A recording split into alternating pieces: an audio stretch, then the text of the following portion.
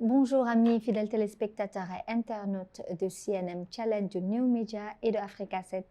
Un réel plaisir de vous retrouver dans votre émission Handiforce, l'émission qui fait la promotion, protection et surtout l'inclusion des personnes handicapées. Aujourd'hui, nous sommes ici à la rencontre d'une brave dame, d'une référence pour les personnes handicapées. Vraiment, c'est une dame que moi-même j'apprécie vraiment. Donc madame Aïssatou Cissé tey mbégte laay am saa su ne rek di feggo ak yéen ci seen émission bi nga xamante ne moo di Andi Force. Amis fidèles téléspectateurs, mbégte laay am ak bànneex di leen dalal fii ci seen émission Andi Force, émission bi nga xamante ne moo di waxtaan par rapport à la promotion, protection et surtout inclusion des personnes handicapées.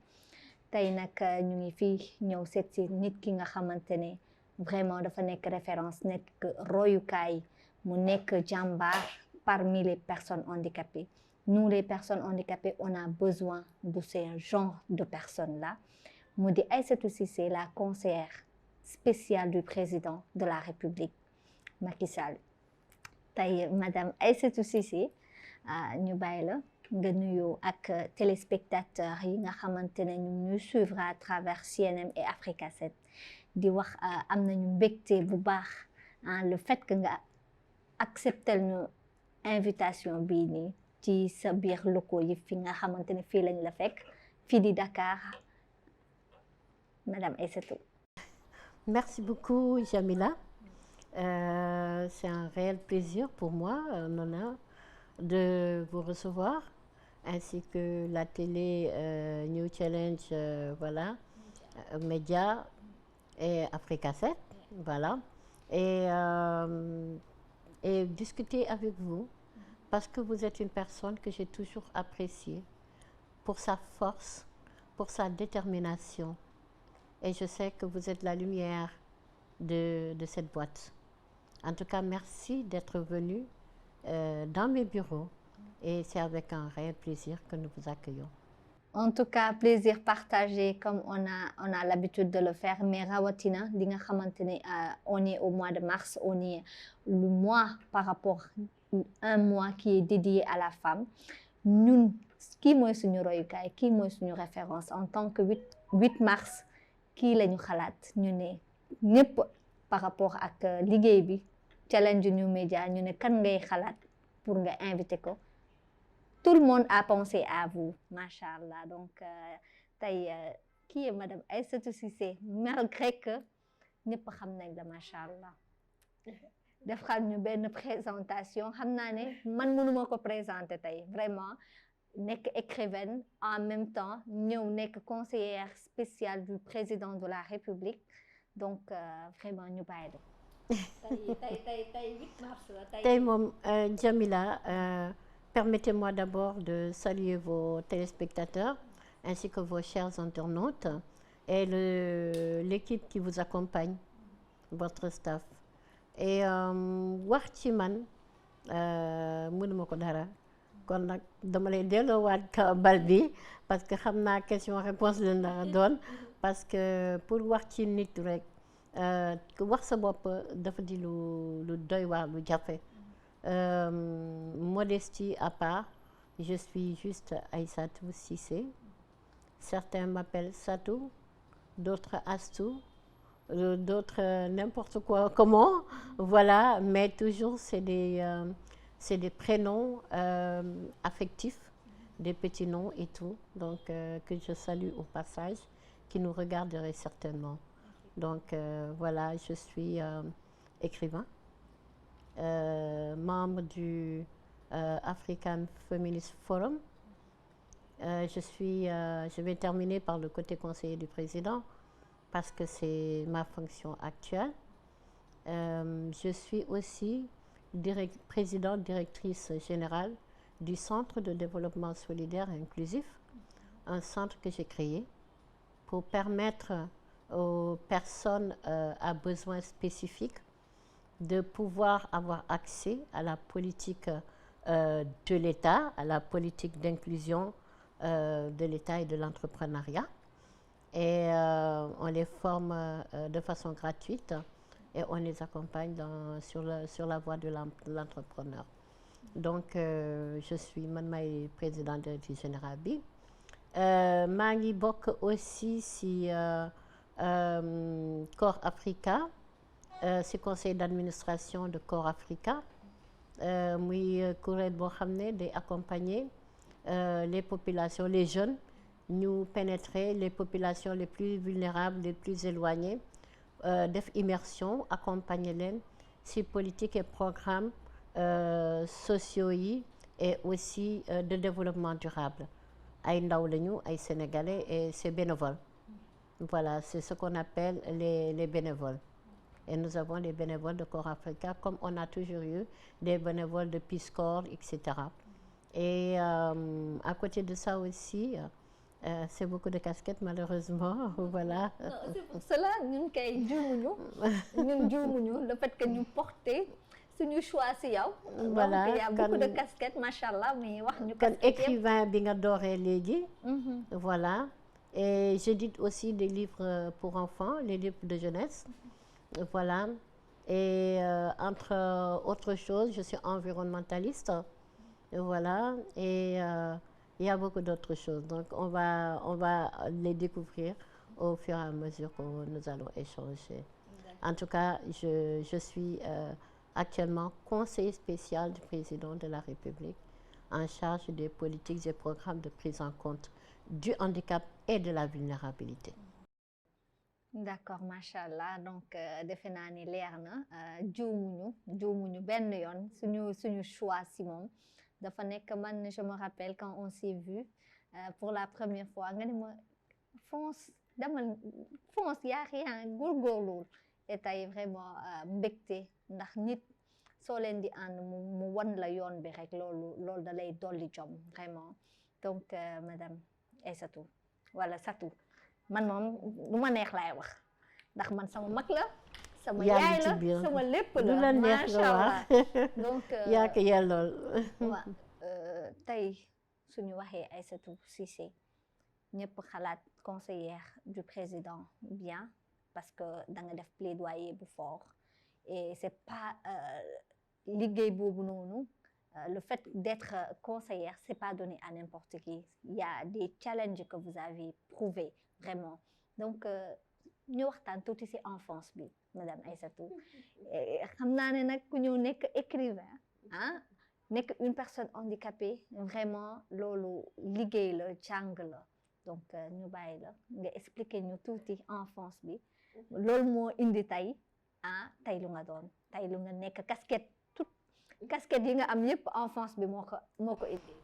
waaw ñu sant ci yàlla rek bu baax a baax sant ci waajur yi parce que yàlla daf ma may chance ma am ay waajur yoo xam ne ay jàngalekat lañu ay éducateurs sama papa professeur la sama yaay elle était enseignante à l'école primaire jàngale na autorité yu bari jàngal na leen sama papa aussi ba si Youssou Ndour sama papa professeur am la woon donc voilà boo amee parents yu mel noonu te ñu jiital nit ki avant handicap bi day wane ne rek ku nekk war na ko mën a def parce que tey bu ñu gisee Aïssatou dañu fone dafa juddu ci famille bu immensément riche moo tax muy waxee nu ko neexee muy defee nu ko neexee ba yegg si fii non je suis issue de famille modeste sama parents woon ma ne man may taaw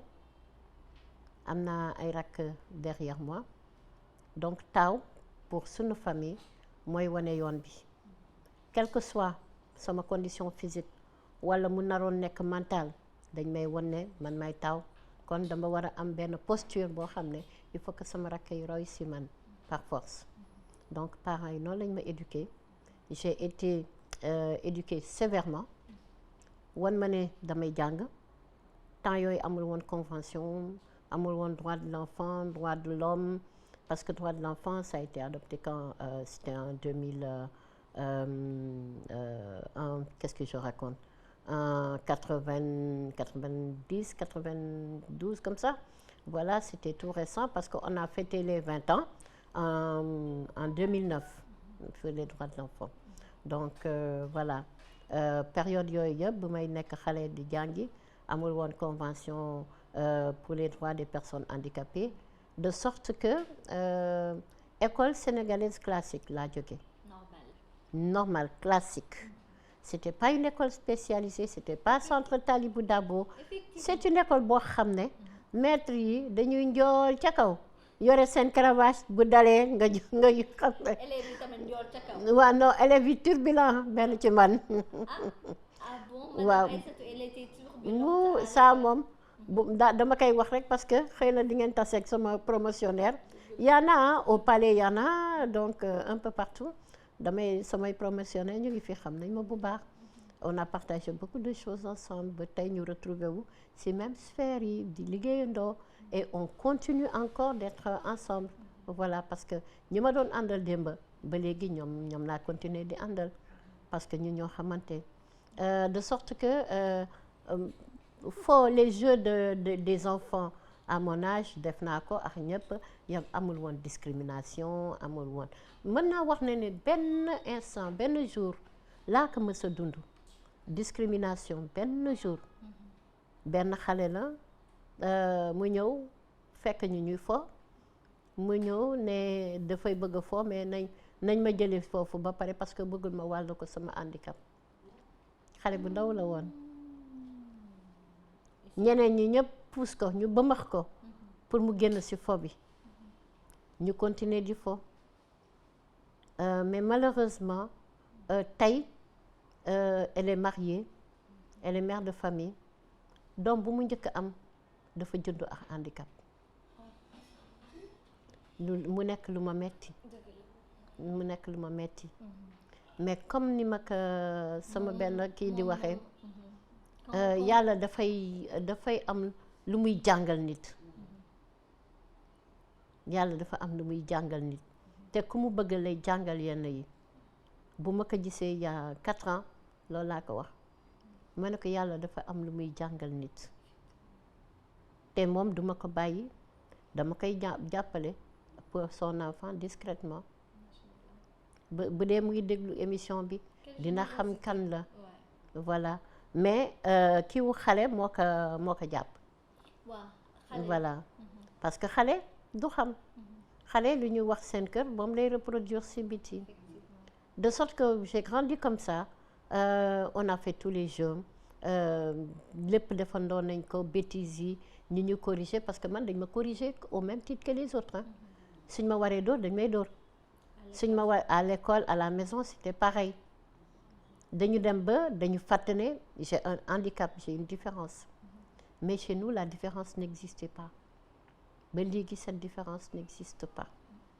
donc voilà noonu laa màggee def sama adolescence toujours dans mon quartier mais on est une famille qui bouge beaucoup on a beaucoup voyagé dans notre vie de sorte que da ngay gis yeneen feneen bëgg ko reproduire Sénégal bu dee yu baax la et cetera donc ñëpp jàpp ci même sama ami d'enfance yi dañuy jàpp ci liggéey bi may def dañuy jàpp ci combat bi comme on dit pour que man ni ma meloon ak ñoom yeneen xale yeneen jeunes am même opportunité bi parce que ñoom jàppale nañ ma tamit pour ma ubbeeku au monde et pour que monde bi tamit accueillir ma comme ni ma mel donc voilà enfance bu mel noonu la woon avec voilà toutes les turpitudes de l'enfance comme on dit et de l'adolescence avec les peines les joies les pertes d'amis voilà confrontés à la mort pour la première fois on a tout vécu ensemble. Machallah, vraiment une adolescence vraiment riche, comme on peut dire, hein, parce que ce sont tes amis d'enfance, tes camarades, ñoom ñoo la gën a propulsé, ñoom ñoo la gën a njëkk a intégré. Bon, c'est un peu triste pour l'autre, mais c'est même pas triste. Yàlla lépp lu mu def rek moom moo gën. Donc ñu koy ñaanal moom aussi doomam bi nga xamante ne mu ngi nekk ci suñu situation. Yàlla na ko yàlla def comme tata suñu yaay ji suñu mag ji Aïssatou Cissé donc parce que c'est important certes comme nu nga wax apprentissage la yàlla day am lu nekk fu mu ko jaarale donc loolu la et tey madame Aïssatou ban handicap parce que certes vous êtes en chaise roulante et tout mais ban handicap là quel est le type de handicap que vous avez eu? Moi, je suis née comme ça. Un handicap des membres supérieurs et inférieurs. Je suis née parce que ma mère avait les rhumatismes de l'enfance et à ma naissance, médecin bi dafa obligé woon casser ma dans son ventre pour que je puisse naître en vie et elle aussi en vie. Donc pour sauver deux vies, il a fallu faire un choix que ni elle ni moi ne regrettons. Parce que c'est mon amie, c'est ma confidente. Je sais, j'imagine. Quelque part, c'est ma jumelle aussi. C'est vrai, c'est vrai. Et c'est ma cousine à plaisanterie. Donc voilà, maman, c'est tout quoi. Masha'Allah, Masha'Allah. Vraiment, oh, en tout cas, ça je ne savais pas. Vraiment. Ce jumelle-là, c'est ça. Yàlla, comme on dit, vraiment, peut-être amaana neneen la mënoon demee mais au contraire lépp lu yàlla def rek c'est parce que loolu moo gën. tey duñu jooy 8 mars la. Les larmes. Non, pas de larmes. Ouais. Pas de larmes, voilà. dañuy dëgër. On va montrer notre combativité. Effectivement. tey madame Aïssatou Cissé ñu gis famille bi vraiment avec la maman le papa tey les amis nga ñëw def sa cursus normal ba nekk tey li nga nekk après les études primaires secondaires à l'université. Malheureusement j'ai pas fait l'université parce que c'était absolument pas adapté pour moi. Voilà. Mais j'ai fait des cours par correspondance et tout pour faire ce que je voulais à l'époque, c'était d'être dans le monde littéraire. Voilà, j'ai fait tout ce qui est entré avec la littérature, l'éducation et tout. Mais après, j'ai été obligée de virer. Voilà. De faire la protection sociale. De faire de la protection sociale pour pouvoir accompagner des gens que j'ai rencontrés tout le long de mon cursus, de ma vie. Dama doon gis ay nit yoo xam ne dañu soxla woon ñu jàppali leen. te dama am marraine boo xam ne Laurence Maréchal dafa impacté positivement ci sama vie moom moo doon elle était à Terre des Hommes parce que man j'étais suivie médicalement à Terre des Hommes et voilà. Que je connais d'ailleurs. Ah ben voilà Terre des Hommes suisse. Voilà. Et elle était la directrice de Terre des Hommes à l'époque. mu jàppale sama parents yi bu baax. Pour que ñu mën ma jàppale physiquement parce que quand je suis née j'avais les 2 bras dans le dos donc à force de manœuvres et de patience et tout ils sont arrivés à ce que mes bras soient à peu près normaux pour que je puisse m'en servir correctement, voilà. Et il y a aussi les bonnes sœurs qui ont aussi été là jàppale samay parents elles m'aimaient beaucoup les bonnes sœurs et voilà quelquefois sax ay nit dañ may ne yow mii da ngay nekk chrétien ma ne leen d'accord nu ma mënti nekk daal na neex yàlla. Voilà c'était ma réponse parce que j'ai la répartie très facile donc ça vient comme ça, voilà. Donc il y avait toutes ces personnes des personnes positives autour de mes parents, de ma famille et tout. Et il y avait d'autres qui nous projetaient vers des marabouts. Mes parents n'y croient pas, ils n'y ont jamais cru. Voilà que oui, boo ko yóbbee kër Serigne diw dina dox, boo ko yóbbee kër ti. Ma mère leur dit non, du mën a dox nii. Moom na mënal boppam, na mën a liggéey, na mën a jàng ba pare, après na am liggéey affaire yooyu. Le reste volonté moo koy def. Mais benn Serigne du ko mënal dara. Elle y a cru dès le départ, donc voilà. Et c'est ce qui a fait que, voilà, on a continué à apprendre, à voyager, à partager, à rire, à pleurer, jusqu'à ce qu'on arrive là et qu'on rencontre le président Macky Sall. Mais avant de le rencontrer, voilà, j'ai travaillé dans beaucoup de structures internationales aussi, sur les questions de droits humains et les droits des femmes notamment. Lima yóbbu tuuti vers les droits des femmes en situation de handicap. Et en 2010, je me souviens avoir organisé un atelier et un programme, lancé un programme assez osé au Sénégal. Parce que comme on dit, il y a les tabous au Sénégal, il y a des choses qu'on ne dit pas, il y a des choses qu'on ne fait pas, voilà. Et moi, paf, je parle de la santé de reproduction des femmes en situation de handicap. On me dit, mais Aïssatou, on n'en parle pas. Il faut dire, on ne parle pas de ça. Hein? Bonne façon de dire. Je dis, nous sommes des femmes, nous avons un handicap, nous avons le droit d'aimer et d'être aimés, nous avons le droit de mettre au monde des enfants.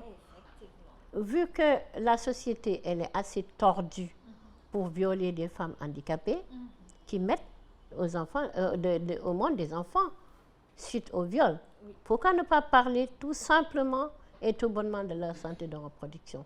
Qu'elles sachent que leur corps leur appartient, qu'elles doivent dire non quand elles ne veulent pas, qu'elles doivent prétendre à un mari, à un enfant, à une grossesse, tout ce qu'une femme veut. Et voilà, il faut qu'on en parle, il ne faut pas que ce soit tabou. Moi, je n'aime pas les choses qu'on cache comme ça, parce que voilà, une personne est différente. Ben non, c'est une personne. Mais moi, ce que je dis, c'est ça qui fait notre charme, c'est ça qui fait notre atout. Donc, bah oui, c'est une diversité humaine. Absolument. Donc, il n'y a pas de problème, en fait. Il faut... Tant qu'on ne peut pas écrire du noir sur du noir, du blanc sur du blanc, du rouge sur du rouge, ben, il faudrait qu'on accepte qu'on écrit du blanc sur du rouge. Voilà. Et qu'on peut écrire du noir sur du blanc. Voilà. Donc, ça veut dire que nous devons aller avec cette différence qui nous caractérise. Tout le monde ne peut pas être grand, tout le monde ne peut pas être petit, tout le monde ne peut pas être clair, tout le monde ne peut pas être beau, tout le monde ne peut pas être moche. Ben, voilà, c'est ça le monde. Et le monde, il est divers. On parle des blancs, on parle des noirs, on parle des jaunes, on parle de ceci. Mais pourquoi ne pas parler du handicap? C'est un fait comme tous les autres. C'est juste une différence. Ce n'est pas une maladie honteuse, ben, au contraire, ce n'est même pas une maladie. C'est même pas une maladie. Ben voilà. Ouais. Donc, pour moi, c'est comme ça. C'est comme ça, le monde doit être ainsi. Et après votre événement-là, après les retours? Ben, j'ai eu beaucoup de problèmes par rapport à cet événement. D'abord, avec des personnes handicapées elles-mêmes, des femmes, qui ont dit niet, qui ont tout fait pour que l'événement ne se produise pas et que, voilà. Parce que c'était un programme sur 9 mois, le temps d'une grossesse, bien sûr, voilà, et dans 5 régions du Sénégal. Et heureusement, on a eu de belles conclusions et paf, ça a démarré. Parce qu'après, ça a délié les langues. Le gouvernement d'alors en a pris voilà, de la graine, comme on dit, et a commencé à vraiment mettre en application certaines de nos orientations. Ce n'était pas difficile. Et si je me souviens, Souleymane Ndéné Ndiaye était Premier ministre à l'époque, et après ma conférence de presse, aussitôt il a réagi positivement sous le contrôle du président Abdoulaye Wade. C'était ça l'effet escompté, c'est ce qu'on voulait. Et c'est comme ça que ça a démarré. Mais bon, je ne vous dis pas les colibés, les insultes que j'ai essuyés, mais bon, c'est pas grave. On ne peut jamais faire d'omelette sans casser les œufs. Effectivement. Voilà, donc c'était mes œufs à moi. Et ça, je pense que les femmes et même les personnes en situation de handicap en général doivent dire merci, bravo. Parce qu'aujourd'hui, c'est ça qui a amené beaucoup de choses, même par rapport à la loi d'orientation, par rapport aux cartes égalité et de chance qu'on a actuellement. Et surtout par rapport à vous, parce que c'était en 2010. Et aujourd'hui, là. Ben oui, pour dire aussi que grâce à ça, nous avons pu avoir la première maternité qui soit adaptée au Sénégal pour les femmes handicapées. C'est la maternité Anene Mbaye Derneville qui se trouve à Ouakam. tey loolu soo ko plaidé wul woon soo si waxul woon parce que tey comme wax nga tey kenn mënul def omelette te tojoo nen bi. nit ki xanaa ko mën luxus. waaw te xam naa ne nit yi mënuñu luxus à ce point. waaw en tout cas. waaw donc loolu tey indil na considération par rapport aux personnes, aux femmes déjà, aux femmes handicapées et surtout par rapport aux personnes en situation de handicap. tey moom moo indi loi d'orientation bi ba ñu siy waxtaanee tey loolu moo indi carte égalité et des chances et lii nii tey moom moo indi ba ñu adapté déjà avec table d'accouchement yi loolu nañ si wax. Absolument. Et c'est important. Madame Aïssatou, bien sûr, parce que loolu déjà même nit normal entre guillemets table yi dafa kawe dafa élevé de trop. dafa élevé léegi tey nga war a jël une femme handicapée nga wax ko na yéeg foofu naka lay démerder. même buñ koy jàppali sax. koo xam ne mu ngi déjà en douleur en travail nga nar ko tingoom xaw ma naka lañ koy waxee en wolof. Voilà, pour yéegal ko. C'est pas bien, c'est pas humain. Surtout ngay oui en fait entre guillemets. C'est surtout déjà une femme bi nga xamante ne dafa nekk en état am na lu ko yàlla moo ñaaleel léegi ngay ñëw bëgg kaa téye comme bébé c'est pas possible doo ko attan sax. C'est très compliqué. Effectivement. Très compliqué. Et donc chapeau, voilà. Et merci pour ce. Et merci aussi à nos partenaires qui ont fait ça. Parce que man ak sama xarit yi ay militaires français ñu ñoo xeex ba am maternité boobu. Pour lever des fonds dama organiser benn dîner de gala kër général bi premier xaalis yi ñu fa am ñu def kii bi. ñu commencé travaux yi parce que première dame Marème Faye Sall moo def pose première pierre et ñu tuddee ko Annette Mbaye Derneville Tata Annette parce que moom tamit référence la pour man sama maam la sama référence la sama xarit la donc voilà et ça m'a fait beaucoup plaisir ñu tuddee ko maternité boobu ba ñu indi sax les premiers vêtements pour les premiers bébés qui sont nés là-bas ba ma demee ren en France lañ ma ko jox ma indaale ko yóbbu ko maternité bi parce que tout le monde y a participé. Voilà.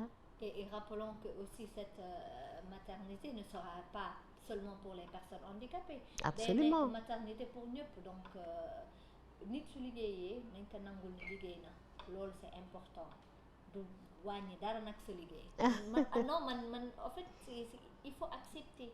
Déjà tey comme ni ñuy wax rek nit su liggéeyee nañ ko accepter ne liggéey na certes que maternité bi plaidoyer bi c'était pour les personnes des femmes en situation de handicap waaye du ñoom kese ñoom ñoo siy bénéficier wu femme yëpp siy bénéficier wu kon loolu merci beaucoup et machallah yàlla na yen bi oyof gën a oyof yàlla na yen bi gën a oyof. Et maintenant, après cette conférence, la maternité, elle est née. Mais comment vous avez intégré, comment vous avez intégré, parce qu'en 2010, il y avait le président Wade qui était là. Donc après, Wade est venu Macky Sall. Oui. Je voudrais juste souligner que la maternité est née sous le régime du président Macky Sall. Voilà. Le plaidoyer, le programme, c'était sous le régime de Maître Abdoulaye Wade, du président Abdoulaye Wade. Maintenant, on peut dire que c'est une continuité. L'État est une continuité. Oui. nañ ko nangul nag wax dëgg fa yàlla elle a bossé vraiment elle a bossé non elle a bossé parce que en 2008 je me souviens j'étais en Ouganda sur les droits des femmes et surtout sur la problématique des femmes albinos. Parce que dans certaines régions d'Afrique, malheureusement, dañ leen di métit yoo xam ne dafa jéggi dayoo, c'est inhumain. Duñ leen considérer comme ay êtres humains. te boobu il faut que nit ñi di continuer di dem ci côté yooyu, di dem ci zone yëpp pour mën a def plaidoyer bi pour wane ne y a des groupes qui vont mettre la pression pour seen protection. C'est important. Et nous sommes des féministes. bi ma doon tàmbali wax naa la, je suis membre du African Feminist Forum. Donc on a fait des plaidoyers par rapport à tout, au handicap, aux femmes qui subissent des violences par rapport à leurs différences ou leur appartenance ethnique ou leur race, etc. Donc c'est selon. Voilà. Donc après on a été de retour au Sénégal, on a pu quand même voir avec les personnes albinos ici lu fi xew, mais amoon na ay yoo xam ne c'était pas digne des Sénégalais. Mais je vais pas en parler voilà, mais ça a été résolu. Et ba léegi protection bi mu ngi wéy parce que naka su dul noonu ku ko def dañ lay dénoncer au Sénégal. C'est différent des autres pays où les personnes handicapées, surtout les albinos, subissent vraiment. Voilà. Donc après 2010 on a travaillé, j'ai travaillé avec UNICEF en 2009. Voilà les 20 ans. ma bindoon avec d'autres collègues là-bas le rapport. Def benn chanson boo xam ne ma bind paroles yi pour les droits de l'enfant. Gisee Pen bind ko en wolof, man je les ai écrits en français et en anglais. Léegi yow tamit en même temps. waa gis nga dama doon def yëfi parolier parce que il s'agissait de droits de l'enfant. D'accord, léegi man dinaa génne benn single yooyu yaay bind. waaw ñu bind kii rek après ñu door single bi ma ne du dara du xoolal nit naka lañuy wax roox yàqul jën. Booy ben oui. D'accord, amul problème. day nekk Dieu d'enfer. Inch'Allah. Voilà. Donc comme ça. Ñu organiser ay yenn événements may liggéey sur les droits des femmes et des enfants. Voilà, droits femmes yi ak enfants yi. Pas seulement au Sénégal mais si sous-région bi parce que am na ay migration sous-régionale boo xam ne dafa romb dayoo parce que ay xale dañ leen di jàllale di leen indi ñu mendier des trucs comme ça. Donc on a vraiment fait un travail extraordinaire pour wan xale yooyu fan la ñuy jógee, naka la ñuy jógee seen dëkk yi, ñu àndal ñan la ñu, et cetera. Ay nit dañ ma doon xool ñu ne waa kii moom handicapé la, au lieu mu lijjanti loo xam ne yëfi handicapé la, day lijjanti yeneen yoo xam ne ñeneen ñoo ko war a lijjanti. Ma ne mais les gens n'ont rien compris en fait. Am na benn dame bi ma ko doon wax, elle me le disait voilà assez gentiment entre guillemets parce que c'était condescendant à mon avis. ma ne ko madame, c'est pas parce que je suis handicapée que je vais rêver handicap, je vais manger handicap, je vais dormir handicap, je vais pleurer handicap, je vais rire handicap. Après elle s'est rendue compte que bêtise la doon wax mu génn ci wax ji. Sama collègue yi ne ko, elle travaille avec nous, elle est sur ces questions-là, elle a l'expertise qu'il faut. Donc voilà, c'est pas parce qu'elle est handicapée que voilà.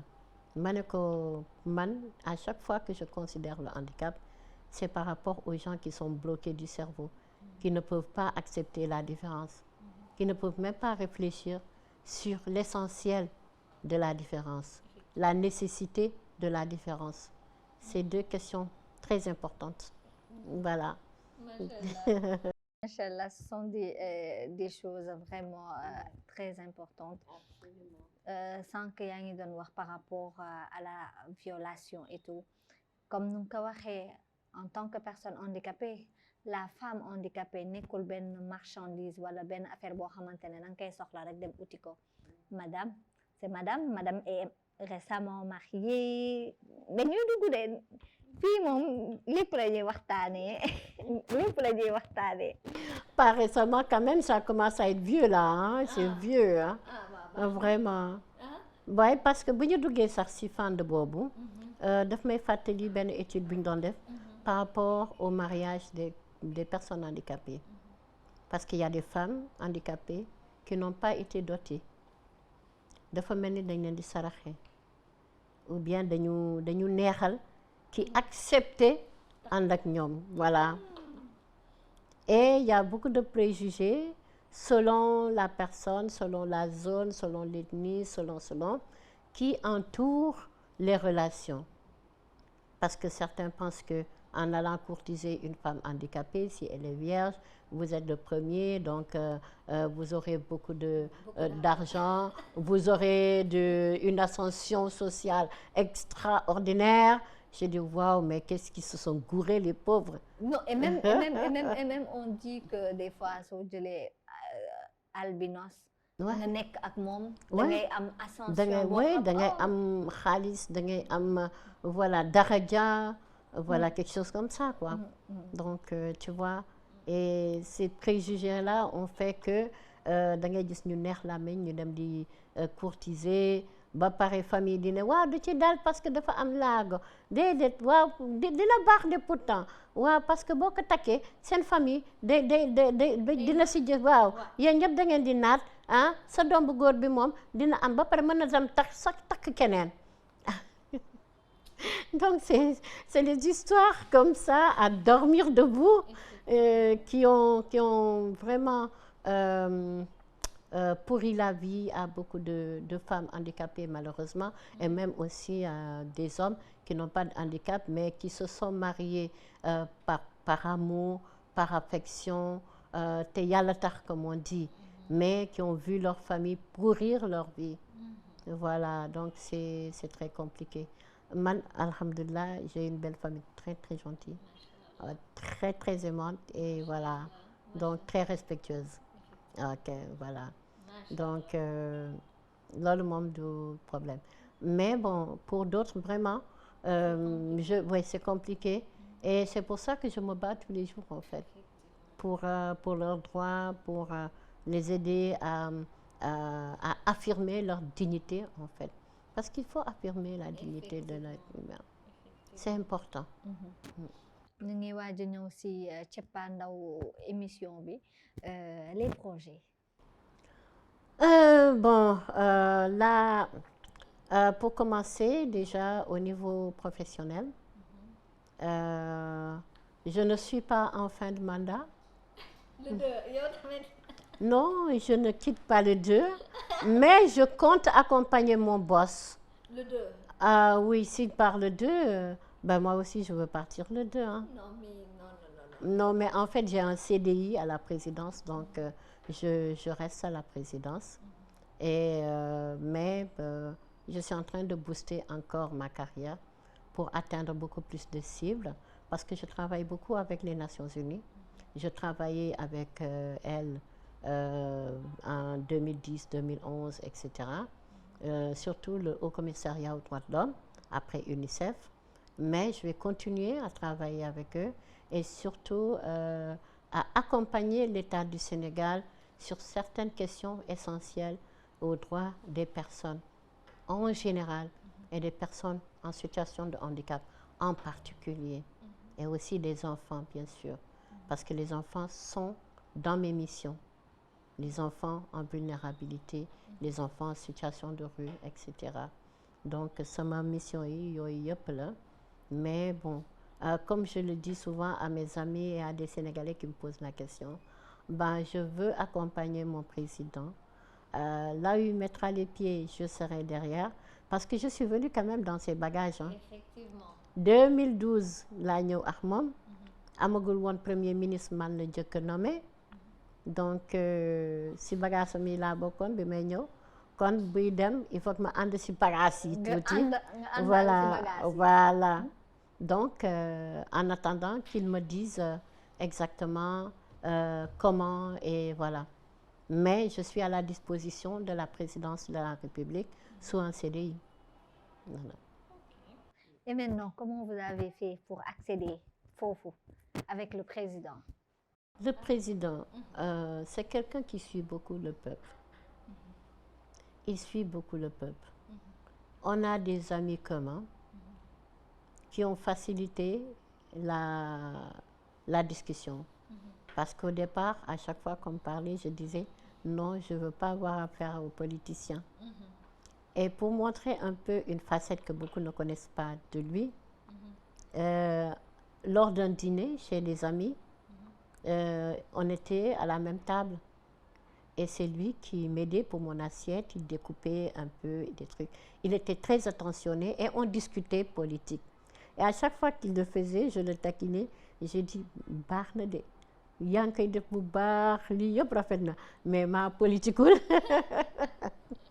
Il dit ah da ngay sànni xeex politiciens yi ah pourtant nous on est des gens qui gèrent les affaires de la cité. Mais oui, je n'en disconviens pas, mais il y a des politiciens vraiment qui leur façon de faire ne m'encourage pas.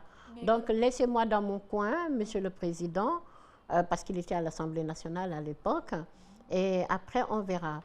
Donc mais le fait que kon yow dîner bi moo tax ba nga ñëw nekk ci bagage bi kon président moom non après boobu daf ma woolu non mais sama yaay na ma demal wuyu ko sama yaay na ma demal wuyu ko ku la woowul ku la joxul wax la te sama yaay daf ko bëgg depuis bu mu nekkee ministre mu am ay portefeuille ministériel auprès du président Abdoulaye Wade sama yaay daf ko ràññe woon daf ko doon wax doomam te mosu ko gis ba bi may wax ak yow nii mosu ñoo waxante téléphone mosu koo gis daf ko rekk bëgg ndax liggéeyam xam nga jàngalekat avant yi ñoom tant que yow yaa ngi correct yaa ngi def yaa ngi jox sa bopp si sa liggéey et tout vraiment ñoom dañ lay naw parce que exemple nga pour ñoom réussite jàngalekat daf ko bëgg réussite surtout avant voilà donc daf ko affectionne daf ko bëgg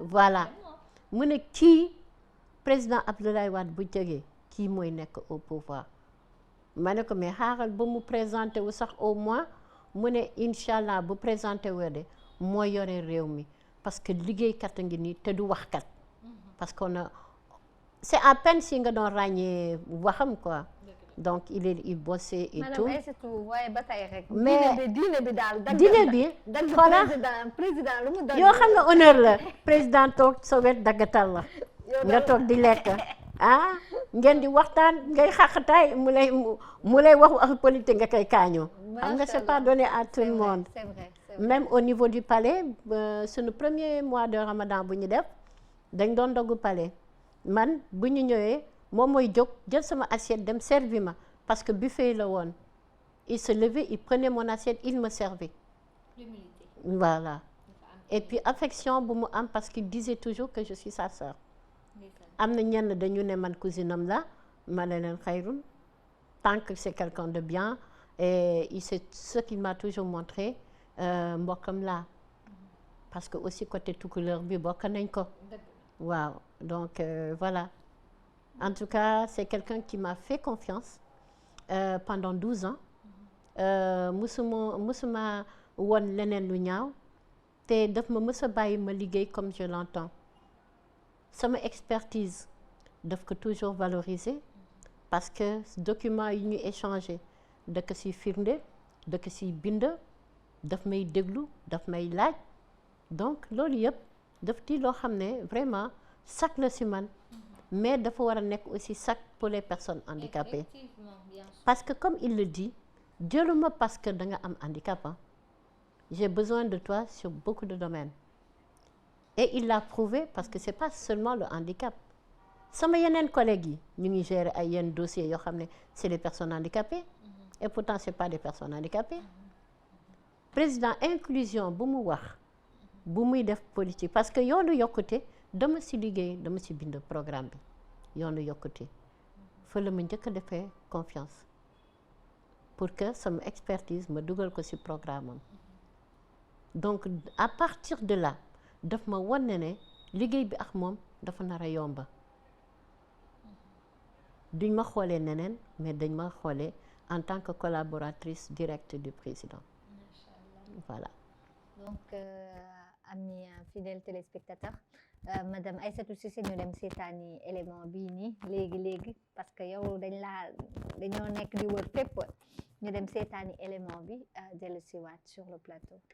salaamaaleykum maa ngi ziar ñëpp internet yi di ziar ñëpp macha allah di masawu seen naataango bi gaañu yaa démb di ko ñaanal wér yàlla yëkkati ko ak jàmm di ñaanal téléspectateur yëpp di leen nuyu di leen ziar bu baax a baax yéen jox seen wàccuwaay.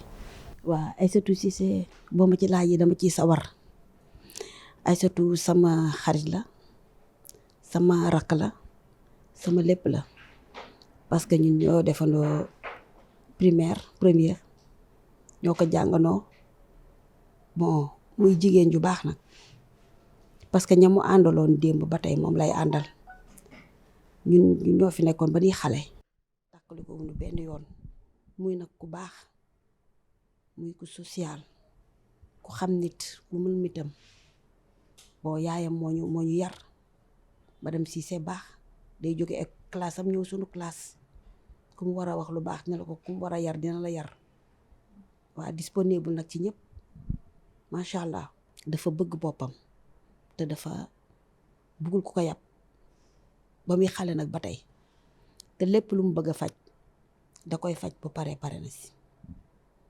nekk na nit koo xam ni dalay wax dëgg teg la ci dëgg teg la ci axe te xam nga ànd bala muy neex ngeen bañ a jayante te moom du jay kenn lu mu la war a wax dina la ko wax waaw te bu woon nag ku ko yab macha allah muy koo xam ne nag na mu meloon démb moom la mal ba tey macha allah muy ku baax nag bon ànd nañu yàgg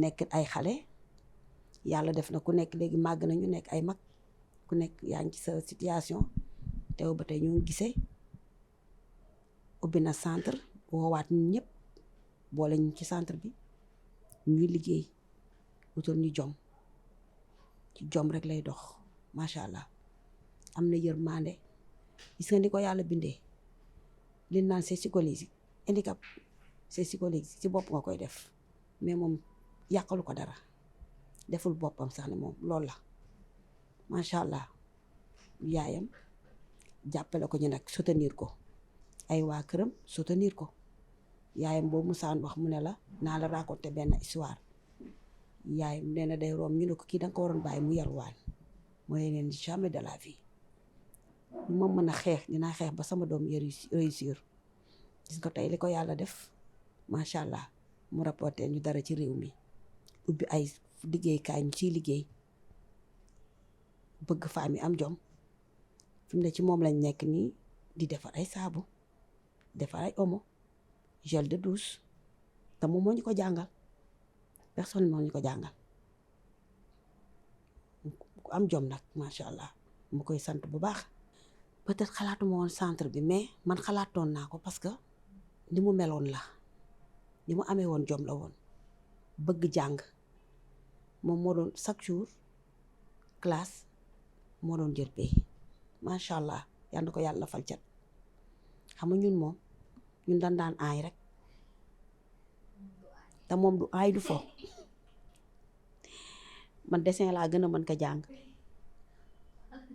fi classe géewal yi fi ñu yam ñun fa laa yam moom nag danaan jàng waaw macha allah am jom nag daawam foom du bari bu fooyee samedi dimanche da koy jàng donc mu won ñu loo xam ne ñun dañoo roy ci moom ci lu bari daal ndax ambition ak jomam macha allah dama koy ñaanal yàlla may ko gudd fan ak wér ba pare ndax gudd fan boo àndul ak wér du neex kon yàlla na ko yàlla may gudd fan may ko wér te sàmm ko aar ko tam làkk ko fa yàqee gudd ba fi mu jublu nii yàlla bu mu dajeek benn xaaxaam yàlla bu seytaan dog yoonam parce que dafa jóg pour dimbali nit ñi ci won leen yoon bu baax jeunes yi mu leen utal liggéey macha allah.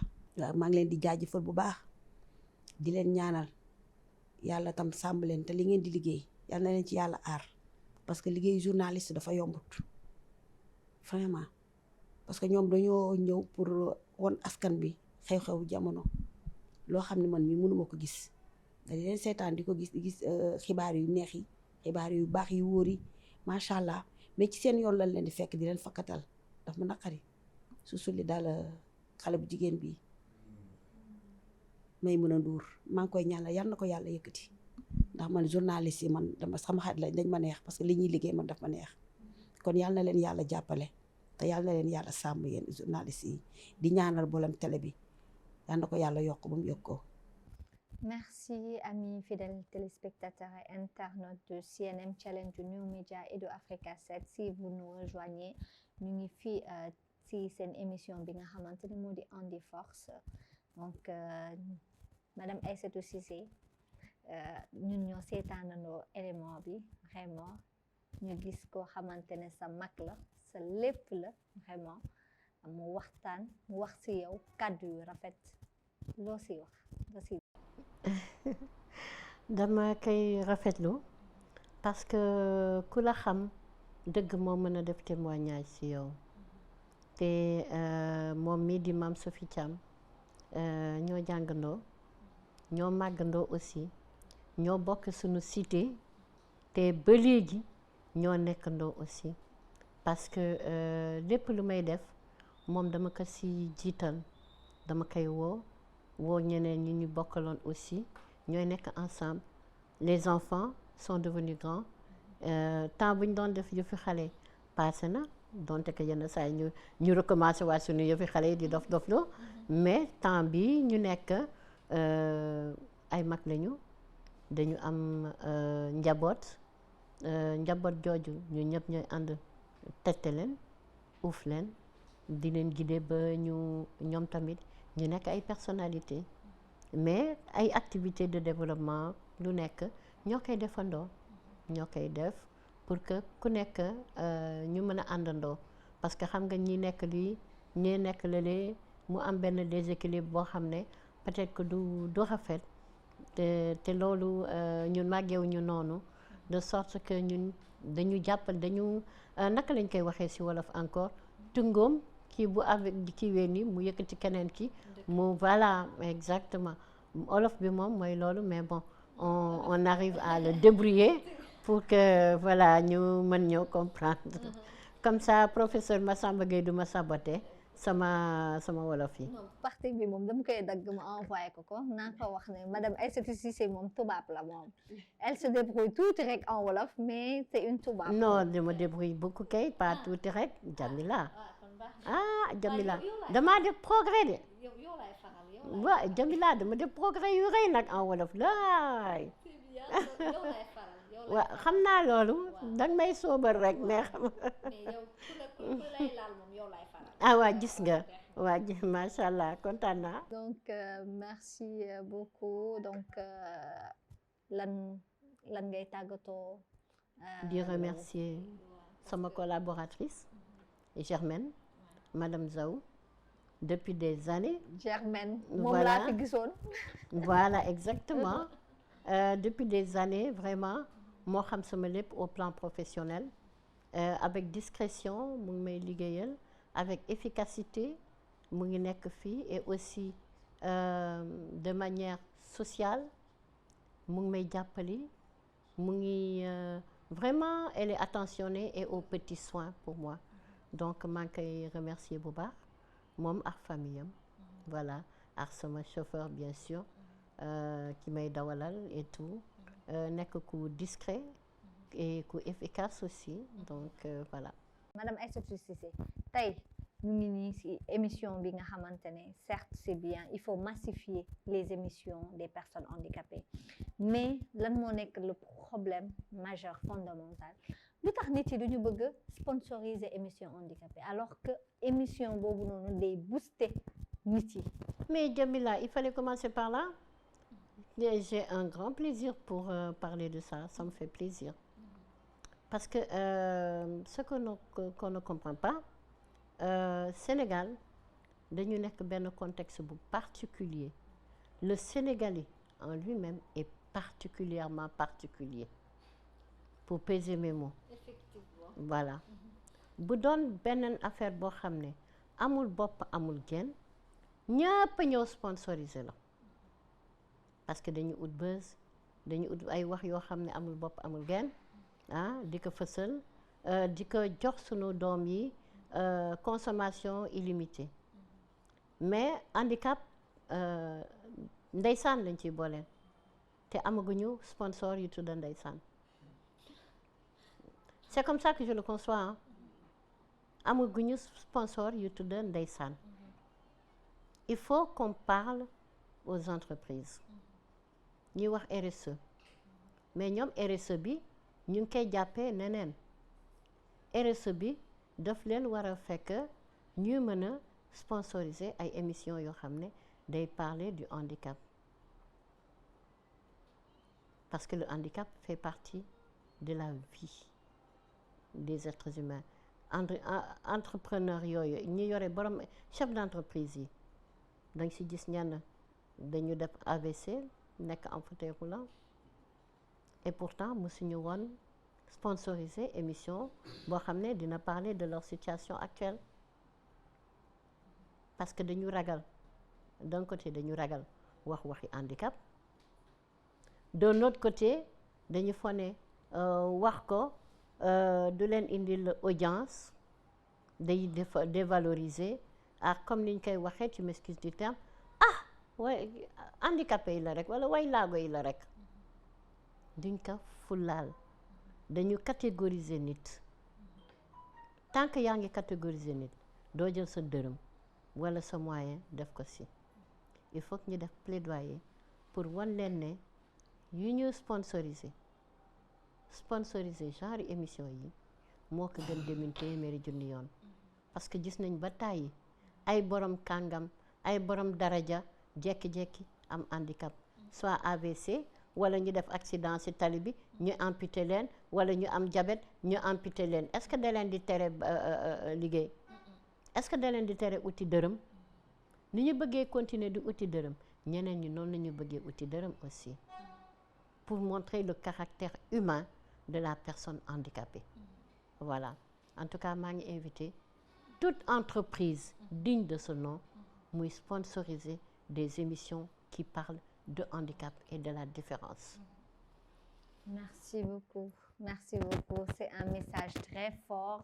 Et tey ci 8 mars bi ban message ngay lancé waat aux personnes handicapées et aux femmes en particulier, aux femmes, mais en particulier aux personnes handicapées. Aux personnes handicapées d'abord dama bëgg a souhaiter ñëpp bonne fête, bonne célébration parce que c'est pas une fête. C'est une célébration, une commémoration du 8 mars parce que c'est né à la suite de revendications qui ont causé la mort de beaucoup de femmes aux États-Unis. Nous, au Sénégal, Talatay Nder. Moi, je suis adepte du Talatay Nder parce que ça parle de la bravoure de la femme sénégalaise, de sa détermination à dire non. De la même manière que ñoom ñi déterminés à dire non, c'est de cette manière que j'invite les personnes handicapées à travailler ensemble, à œuvrer pour des choses justes, pour des choses qui font évoluer leur quotidien. Balaa ñuy toog di wax ci Masamba Mademba ci Aïssatou wala ci Mapaate wala ci Madiam ñoo xam mais ça ne nourrit pas son homme. Nañu wax ci loo xam ne da leen di valoriser da leen di yëkkati da leen di jëmale kanam te da leen di rendre digne femmes yi nag nañu jàppalante parce que tey dans le Sénégal et dans le monde bu ñuy wax entrepreneuriat boo leen seetloo bu baax jigéen a tax jigéen yi ñoo nekk ci dans l'écosystème entrepreneurial. Il y a très peu d'hommes et très peu de garçons. Jigéen yi ñoo ci bari. Il y a les femmes handicapées mais elles sont pas nombreuses parce que buñ ci nekkee dañoo xaar ku leen yërëm ci lu ñuy def ne ndeysaan kii de moi tant qu'on met le ndeysaan dans les propos qui me concernent je dis que ces propos sont nuls et non avenus parce que ndeysaan bi du jur dara lu baax ndeysaan bi da lay tuutal mais damay gis ay femmes yoo xam ne bu ñu wax sa ndeysaan ñun de handicap lañu ndeysaan ñun de ku ñu jàppale lii ñu jël ma ne leen doo leen handicap da ngeen am handicap handicap boobu ngeen am da ngeen war a dépasser ko par les moyens qui vont être à votre disposition man kenn deful woon à part ma famille du woon état moo ma doon jox man liggéey naa ay liggéey yoo xam ne Jamila pendant 2 ans kenn fayu ma dama doon xëy di jël taxi di liggéeyi mais dama fa jële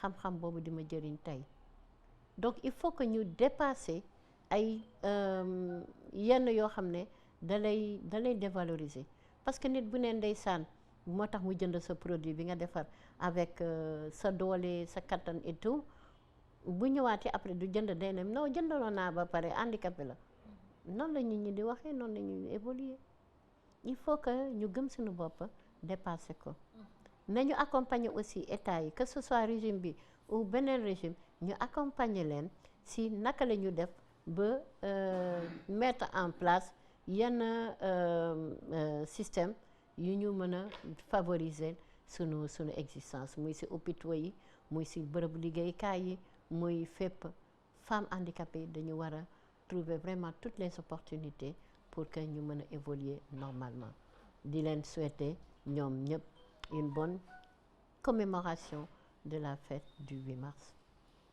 Donc, comme on a di leen di waxaale en même temps Madame Aïssatou Cissé di souhaiter waale un très bon Ramadan ni nga xamante ne est-ce que yow ñeme nga koor sax. ku mën a woor nga waxal ni. Ben, tu en doutes? Tu en doutes? mais dinaa ñëw si weeru koor gi. Non, accompagnement. ma weeru koor laay gën a liggéey. ah oui. Ouais. D'accord donc. Blague à part. weeru koor laay gën a mën a liggéey. parce que fii déjà yenn say balaa maa añ 18h sax jot na. ouais quand on est débordé duñu xalaat añ 18h jot na. weeru koor je me donne beaucoup plus. et je suis beaucoup plus sur le terrain si weeru koor. di souhaiter déjà un bon temps de carême aux chrétiens qui ont commencé avant nous. di leen wax ne yal na borom bi nangu seen ñaan yëpp. ñun ñi nga xam ne léegi ñu fekk si leen si koor gi lii mooy wane diversité bi encore une fois chrétiens yi ñu ngi woor ñu ngi leen di ñëw fekk si dinañ woorandoo di ñaan yàlla ñëpp fekkee weeru koor bi bu kenn manqué ñu mu nekk weeru koor bu sell weeru koor bu dal di ko ñaanal sama xarit président Macky Sall di ko ñaanal njabootam di ko ñaanal sa njaboot yow Jamila ak ñi nga àndal yéen ñëpp di ko ñaanal sama waa kër sama yaay moom du woor moom daa am feebar yëpp wante am na ñenn ñoom dañu am feebar yëpp mais boobu moom entre guillemets mais bon voilà il faut que ma sànni ko xeer moo tax donc voilà di ñaanal ñëpp vraiment sénégalais yëpp sénégalaises yëpp weeru koorum jàmm xewal yi saawan baawan ñaan yi yàlla nangu leen mu nekk ay ñaan yu sell pour Sénégal sunu gaal la ñun ñëpp nekk ci biir donc gaal gi gën a jub gaal gi gën a dëgër ñu ànd ci ba faw ci kaw jàmm ci kaw salaam ci kaw bëggante parce que nous sommes des Sénégalais voilà. merci beaucoup nee na moom day woor ok. bu baax sax dinañ ñëw andi force dina ñëwaat xool naka lay wooree est-ce que du làkk si yenn affaires yi fii garaawul. non am tiroir yi yëpp dañ leen di non tiroir yi boo demee sax day am ay affaires yoo xamante ne loolu lay dem def foofu noonu il faut ma kalu la yow tamit donc amis fidèles téléspectateurs et internautes lii lañ leen indiloon si CNM Africa 7 di leen di waxaat dig daje ci yeneeni émission mais surtout nag di souhaiter waale bonne fête à toutes les femmes aussi di wax ne que Ramadan mu ngi ñëw CNM mu ngi ñëwaat léegi ci on a l'habitude de le faire il y a 4 ans depuis 4 ans année bi lay def seen 4e année suñu 4e année di CNM village donc Andi Force dina fa ñëwaat li nga xamante ne daaw defoon nañ ko dem seeti les personnes handicapées yóbbul leen ndogu ñu ngi tàllalaat suñuy loxo di xool des partenaires pourquoi pas ren aussi parce que soo defee dara mu jig la danga koy tollante donc di leen di souhaiter bonne fête encore une fois et d'ici là restez en compagnie des programmes de CNM Africa 7 la télé c'est nous bonne fête à tout le monde merci